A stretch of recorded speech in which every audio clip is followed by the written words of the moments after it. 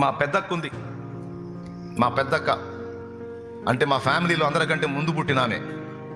గతంలో శివభక్తురాలు. అదే అక్క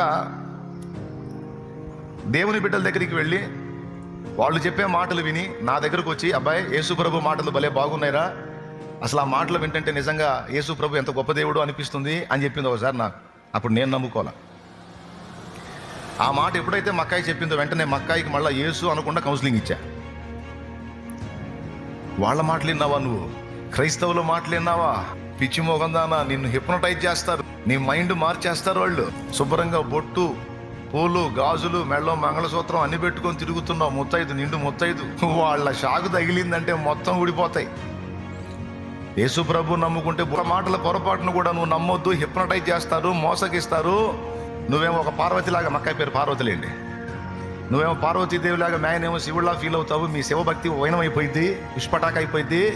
ఇక అన్ని వదిలేసి అంతా యేసు ప్రభు అంటావు, పిచ్చిదానా, పొరపాటును కూడా వాళ్ళు ఇంటికి పోవద్దు అని చెప్తే మళ్ళీ అటు పోవాలా మక్కాయి.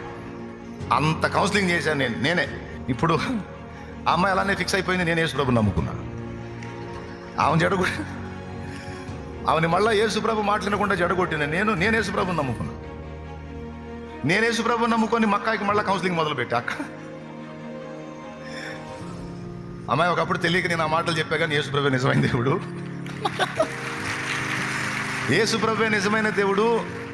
నాకు అవగాహన లేక, తెలిసి తెలియని అజ్ఞానంలో తల్లిదండ్రులు మనం ఏ విశ్వాసంలో వచ్చామో ఆ విశ్వాసాన్ని కంటిన్యూ చేయాలన్న అభిప్రాయముతో, క్రైస్తవ్యం అనేది విదేశీ మతం, పరాయి మతం, మనకు సంబంధించింది కాదు అని మొదటి నుంచి, చిన్ననాటి నుంచి ఒక ద్వేషభావంతో ఉన్నందున నేను అలాగ చెప్పాను. కానీ మన గ్రంథాలు, బైబిల్ గ్రంథం మొత్తం కంపేర్ చేసిన తర్వాత, అన్నీ కలిపి స్టడీ చేసిన తర్వాత అర్థమైన సత్యం ఏంటంటే, యేసు ప్రభు అంతటి పరిశుద్ధుడు, నీతిమంతుడు, ప్రేమ కలిగిన వాడు, దయ కలిగిన వాడు, క్షమాహృదయం కలిగిన వాడు, త్యాగబుద్ధి కలిగిన వాడు, పాపులను ప్రేమించి ప్రాణం పెట్టి వాళ్ళకు మార్చుకోవడానికి, బతుకు దిద్దుకోవడానికి అవకాశం ఇచ్చిన వాడు, దేవుడు అనడానికి ఆ హై క్వాలిటీస్ అన్ని కలిగిన వాడు యేసు ప్రభు ఒక్కడేనని అర్థమైందమ్మాయి.